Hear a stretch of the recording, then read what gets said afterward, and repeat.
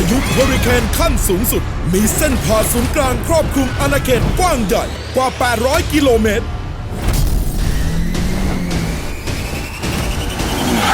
เหยียบมิดหมายทวงคืน 600 ล้าน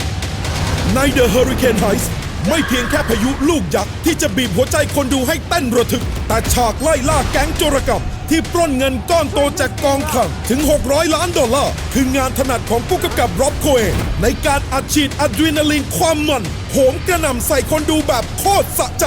และพระเอกในการพาคนดูทะยานไปข้างหน้าคือเจ้ารถ The Dominator ซูเปอร์ทรัคต้านพายุคู่ใจนักล่าพายุที่รับบทโดยโทบี้แคปเบลจาก Warcraft มีกำลังขับเคลื่อนถึง 1,000 แรงม้าหุ้มด้วยเกราะกันกระสุนและติดตั้งเทคโนโลยีดาวเทียมชั้นสูงเพื่อดักจับเฮอริเคน Well, I wanted the Dominator, and then I was looking at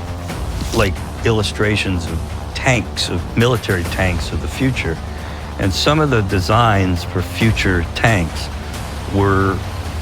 really cool and promising, and I built off of that. I had been sent picture after picture from Rob of what the Dominator was, but it was in drawing form. And when I turned up and saw it and then drove it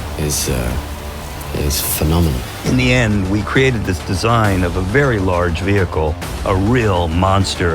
of a car, and it is a character in the film.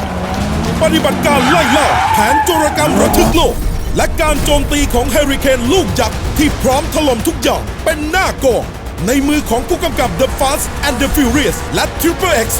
นับเป็นมหึมาความมันบันเทิงคูณ 3 ที่จัดเต็มเพื่อแฟนหนังแอคชั่นทุกคน The Hurricane Heist ปล้นเร็วฝ่าโคตรพายุ 15 มีนาคมนี้ในโรงภาพยนตร์